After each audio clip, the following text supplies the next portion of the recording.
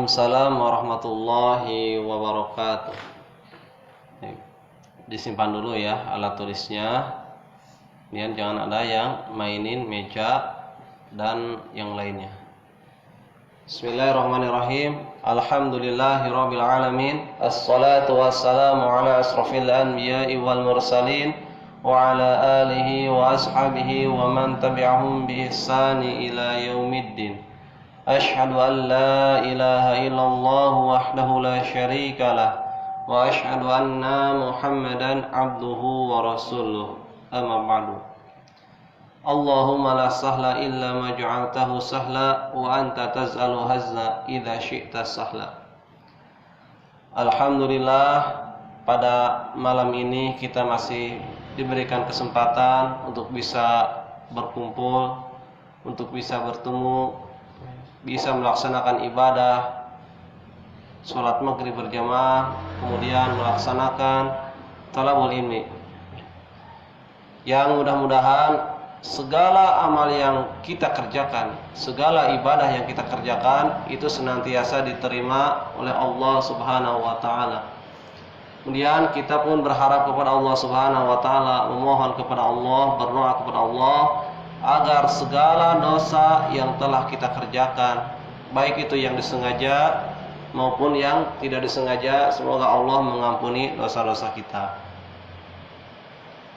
Kemudian tak lupa salawat dan salam semoga Allah limpah curahkan kepada Nabi kita, yaitu Nabi Muhammad Sallallahu Alaihi Wasallam, kepada keluarganya, kepada para sahabatnya, kepada para tabi'in, tabi'ut tabi'in, dan kepada seluruh umatnya hingga akhir zaman.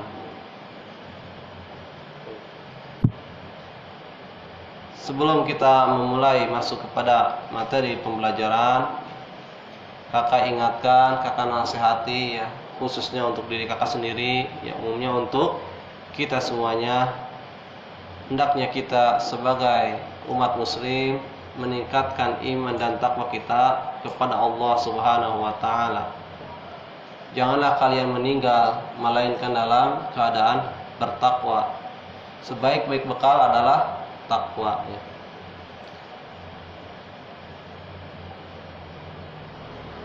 Kemudian di antara hal terpenting untuk seorang penuntut ilmu sebelum dia mempelajari suatu ilmu, maka ada hal yang harus dia pelajari ya. Ada hal yang harus dia terapkan di dalam menuntut ilmu. Baik. Yang pertama apa? Poin apa yang harus diterapkan atau dipelajari? Yang pertama, nah, dalam perkara adab dan akhlak ya. Kenapa?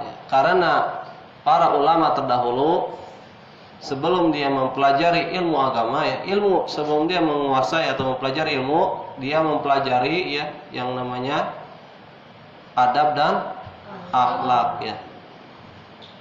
Bahkan mereka mempelajari adab itu selama berapa? 30 tahun ya. Sedangkan mempelajari ilmunya hanya selama 20 tahun. Nah, apalagi di zaman ini tentunya mempelajari adab dan akhlak itu lebih penting ya, sangat dibutuhkan. Kenapa? Lihat ya kondisi di masyarakat zaman sekarang. Begitu banyak, begitu kehilangan ya adab dan akhlak yang luhur ini. Kenapa? Karena banyak yang tidak mempelajarinya, atau mereka hanya fokus belajar di dalam ilmunya aja, tetapi dalam perkara adab dan akhlak mereka tidak pelajari.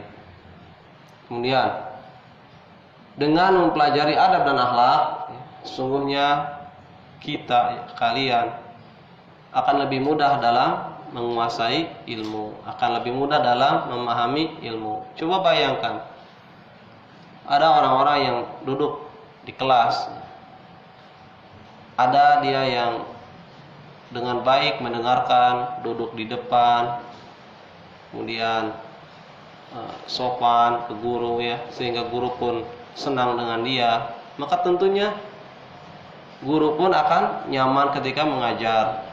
Kemudian guru tersebut akan ridho kepada anak tersebut ya. Sehingga apa? Ilmu yang didapatkan bukan hanya sampai tetapi ada keberkahan di situ. Tetapi ada orang yang ketika di kelas dia lari-lari, ngobrol, main pensil, buku, mainin meja, ya. Kemudian banyak kegiatan yang dia lakukan di luar di dalam belajar, sehingga apa? Bukan sampai ilmunya, ya. Ilmu yang dia dapatkan dia tidak berkah juga, kemudian dia tidak paham. Itu perbedaan orang yang dia belajar dengan adab dan akhlak dengan tidak memakai adab dan akhlak. Ketahuilah bahwasanya dengan adab dan akhlak kalian akan lebih mudah dalam memahami ilmu.